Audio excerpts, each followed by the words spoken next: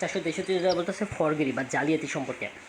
যদি কোনো ব্যক্তি যদি জনসাধারণের পাবলিকের, ঠিক আছে, কোনো মানে জনসাধারণের বা কোনো ব্যক্তি বিশেষের ক্ষতি সাধনের জন্য অথবা কোনো দাবি বা সত্য প্রতিষ্ঠার উদ্দেশ্যে, কিসের উদ্দেশ্যে? সত্য বা দাবি বা সত্য প্রতিষ্ঠার উদ্দেশ্যে কোনো ব্যক্তিকে তার সম্পত্তি থেকে বাধ্য করে, কী করে? সম্পত্তিটা থেকে বাধ্য করে। কী জন্য? এই দাবি বা সত্য প্রতিষ্ঠার উদ্দেশ্যে, ক্ষতি সাধনের জন্য অথবা কোনো দাবি বা সত্য প্রতিষ্ঠার উদ্দেশ্যে কোনো ব্যক্তিকে কী করে? সম্পত্তি থেকে বাধ্য করে। কী করে? সম্পত্তিটা থেকে, প্রপার্টিটা থেকে বাধ্য করে। অথবা কোনো প্রকাশ্য বা অপ্রকাশ্য চুক্তি সম্পাদনের উদ্দেশ্যে, কিসের উদ্দেশ্যে? কোনো একটা প্রকাশ্য বা অপ্রকাশ্য চুক্তি সম্পাদনের উদ্দেশ্যে, কোনো প্রতারণা করার উদ্দেশ্যে বা যাতে প্রতারণা সংঘটিত হতে পারে এমন ইচ্ছায় কোনো মিথ্যা দলিল বা প্রতারণা করার উদ্দেশ্যে কী করে?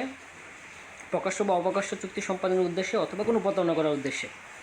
এখানে কয়টা বিষয় বলছে? কয়টা বিষয় একসাথে বলছে। এটা হচ্ছে ক্ষতি সাধনের উদ্দেশ্যে বা কোনো সত্য বা দাবি প্রতিষ্ঠার উদ্দেশ্যে, কোনো ব্যক্তিকে তার সম্পত্তি ত্যাগে বাধ্য করার উদ্দেশ্যে, প্রকাশ্য অপ্রকাশ্য চুক্তি সম্পাদনের উদ্দেশ্যে, সম্পত্তি ত্যাগ, প্রকাশ্য অপ্রকাশ্য চুক্তি, দুইটা বিষয়। প্রতারণা করার উদ্দেশ্যে বা যাতে প্রতারণা সংঘটিত হতে পারে এমন ইচ্ছায় কোনো মিথ্যা দলিল বা দলিল অংশবিশেষ প্রদান করে তাকে আমরা বলি জালিয়াতি বা ফরগেরি। মিথ্যা দলিল প্রণয়ন, মেকিং এ ফলস ডকুমেন্ট, ফরগেরি। প্রথমে বলছে ফরগেরি, এখন আসছে মেকিং এ ফলস ডকুমেন্ট বা ফরগেরি, মিথ্যা দলিল তৈরি, প্রণয়ন। মিথ্যা দলিল প্রণয়ন কীভাবে হয়ে থাকে এখানে অনেকগুলো উদাহরণ দিচ্ছে এবং অনেক কিছুই বলছে। 464 দ্বারা মিথ্যা দলিল তৈরি করার 3টা উপাদান দেওয়া হয়েছে। এটা হচ্ছে জনসাধারণ বা ব্যক্তি বিশেষের ক্ষতি সাধনের ক্ষেত্রে। 1, দাবি বা সত্য প্রতিষ্ঠার উদ্দেশ্যে। 2, কোনো ব্যক্তিকে তার সম্পত্তি ত্যাগে বাধ্য করার উদ্দেশ্যে। 3, ঠিক আছে, সম্পত্তি থেকে বাধ্য করার উদ্দেশ্যে, দাবি বা সত্য প্রতিষ্ঠার উদ্দেশ্যে, ব্যক্তি বিশেষের ক্ষতি সাধনের উদ্দেশ্যে। কোনো ব্যক্তি নিজের নাম স্বাক্ষরের মাধ্যমে জালিয়াতি হতে পারে, কোনো কাল্পনিক বা মৃত ব্যক্তির নামে দলিল সম্পাদনে জালিয়াতি বলে গণ্য হবে। 464 দ্বারা এই কয়টা কথা বলছে। তাহলে ফরগেরি বলতে আমরা কী বুঝলাম এটা এখানে বলা আছে। আচ্ছা, যদি একটু ব্যাখ্যা যায়, ওয়াইড ব্যাখ্যায় যায়, সেটা হচ্ছে এরকম যে যদি কোনো ব্যক্তি আচ্ছা, এই যে 2023 সালে অ্যাডভোকেসিতে কোশ্চেন আসছিল মিথ্যা দলিল প্রস্তুত করার কয়টা উপায়ের কথা বলা আছে? 464 কথা 3টা।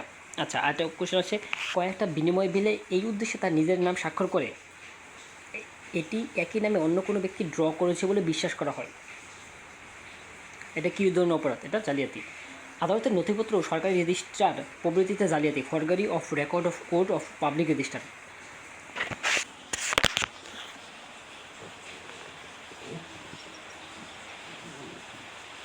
আদালতের নথিপত্র, সরকারি রেজিস্ট্রি প্রভৃতিতে যদি জালিয়াতি করে তাহলে সেই ব্যক্তি 7 বছর পর্যন্ত যে কোনো মেয়াদে সশ্রম বিনাশ্রম কারাদণ্ড এবং অর্থদণ্ড দণ্ডিত হবে। 466।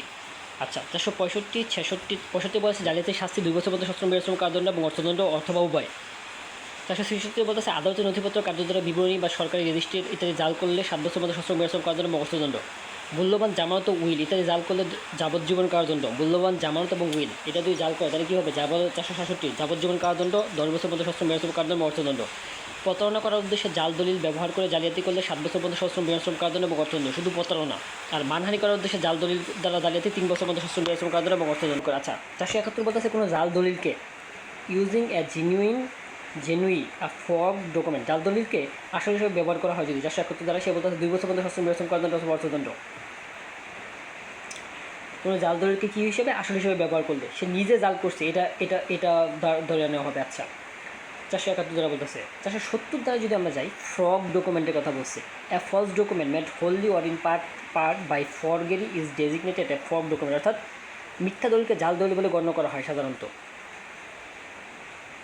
কোনো জাল দলিলের খাঁটি হিসেবে ব্যবহার করা হয়, কোনো ব্যক্তি প্রতারণামূলকভাবে বা অসাধুভাবে এমন একটা দলিল খাঁটি দলিল হিসেবে ব্যবহার করে যে দলিলটা একটা জাল দলিল বলে সে জানে, সে দলিলটা কী হিসাবে জানে? একটা জাল দলিল হিসেবে সে জানে, তার বিশ্বাস করার কারণ রয়েছে এটা জাল, তবে সে ব্যক্তি সে নিজে দলিলটা জাল করছে এই মর্মে দণ্ডিত হবে।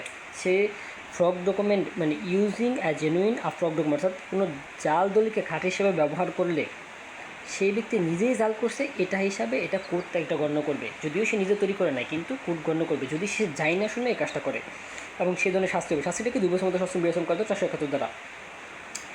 উইল, দত্তক গ্রহণের অনুমতিপত্র বা কোনো মূল্যবান জামানত প্রতারণামূলকভাবে বাতিল করা বা বিনষ্ট করা, যাবজ্জীবন কারাদণ্ড, 7 বছর পর্যন্ত সশ্রম বিনাশ্রম কারাদণ্ড এবং অর্থদণ্ড।